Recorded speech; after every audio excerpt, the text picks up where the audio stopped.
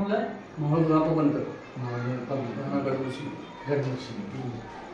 आपल्याला शुगर किती वर्षापासून होती? शुगर तरी 4 वर्षापासून चालू आहे. 4 वर्षापासून चालू. त्या 4 वर्षापासून तुमच्या गोळ्या वगैरे चालू होते? चालू. गोळ्या इन्सुलिन पण चालू चालू. ती गोळ्या इन्सुलिन घेऊन पण तुमची शुगर किती लेवलला होती? शुगर त्यावेळी होती 500 550 500 550 लेवल असायची. आणि सोबत गोळ्याने इन्सुलिन पण चालूच होतं, तरी देखील 500 पर्यंत होती. कमी. मग हे करत असताना तुम्हाला कॉम्प्लिकेशन्स काय काय होते? शारीरिक त्रास काय काय होते?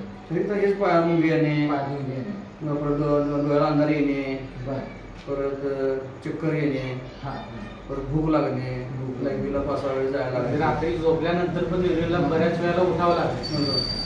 5-6 वेळेस मला लाईव्हला जायला लागायचं. जेवण चैन पुराई नाही. म्हणजे अस्वस्थपणा असं वाटायचं. झोप लागायची तर झोप लागायची नाही. म्हणजे कंटिन्युअसली व्यवस्थित झोप व्हायची. व्हायला त्यासोबत तुम्हाला जखमही झाली होती. ही जखम जवळजवळ किती महिने झालं ती भरत नव्हती? 4 महिने. 4 महिने. आणि ती जखम वाढत चालली होती. वाढत चालली.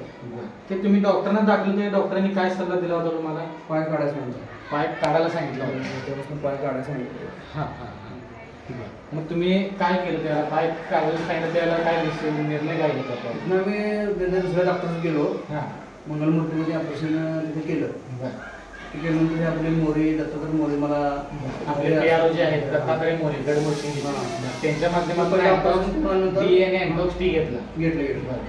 ते चालू केल्यानंतर तुम्ही हे रेग्युलर घ्यायला लागला आणि सोबत आपल्या जखमेवरही काय करत होता? ते गोळ्या जखमेवर लावत पण होता.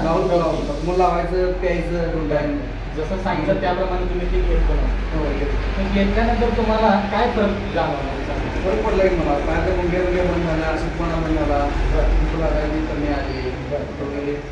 तर टायमाला मला आता एकदाच लागून येते. रात्रीच्या आधी 4 ते 5 वेळा तुम्हाला उठावं लागायचं. आता रात्री झोपल्यानंतर एखाद्या वेळात उठावं लागतं, नाही तर उठायला लागत नाही. बरोबर. बाकी तुम्हाला अंधारी यायची, अशक्तपणा, विकनेस, हे जी काही गोष्टी यायच्या, आता ते कशा पद्धतीने? आता काहीच नाही. आता गाडी चालू तुम्ही उन्हात वगैरे गेलं तर काय अंधारी वगैरे येत नाही. बरोबर. म्हणजे आता टोटली तुम्हाला फ्रेश वाटते आणि उत्साह वाटते, म्हणजे असं तरतरीपणा आहे, फिरावं बाहेर जावं असं वाटतं.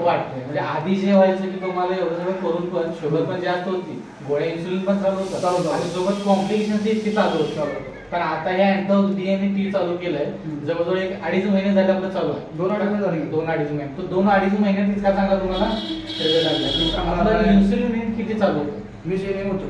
20 MM. म्हणजे सकाळी पण 12 MM नाश्ते आधी नाश्ता केला आणि जेवणानंतर रात्री 20 MM. म्हणजे 20 आणि 12 असं टोटल तुम्हाला इन्सुलिन युनिट चालू. आता इन्सुलिन युनिट किती आहे? आता बंद झालं. आता इन्सुलिन पूर्णपणे बंद केलंय. औषध बंद केले. आता फक्त गोळी चालू आहे. शुगर गोळी चालू आहे. बरोबर. आधीची शुगर तुमची 500 पर्यंत होती. 550. आता जो परवा रिपोर्ट तुम्ही काढलाय तो रिपोर्ट किती आलाय?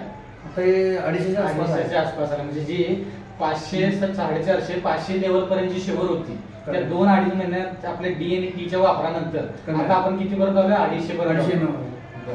आता एकंदरीत DNA टी वापरामुळे तुम्हाला जे काही जीवदान मिळाले, जे डॉक्टरांनी पाय काढायला सांगितलं होता, ते आज पूर्णपणे बरा झाला. तुम्हाला कसं वाटतंय? फ्रेश वाटते मला. समाधान वाटतं. मग तुम्ही अँटॉक्स DNA टी आपल्या समर्थ सोशल फाउंडेशनच्या अँटॉक्स DNA टी हे वापरल्यानंतर पूर्ण समाधानी आहात? तुमच्यासारख्या अशा अनेक लोकांनी जर वापरलं तर नक्कीच त्यांना नक्की घेऊन देतो. तर तुम्ही त्यांच्याबद्दल काय सांगू शकाल? घ्यावं, कोणी बी चांगलं व्हावं. मंत्र फरक पडलाय. 100%.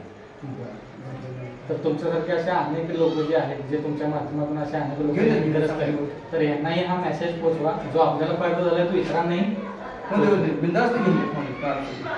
धन्यवाद सर.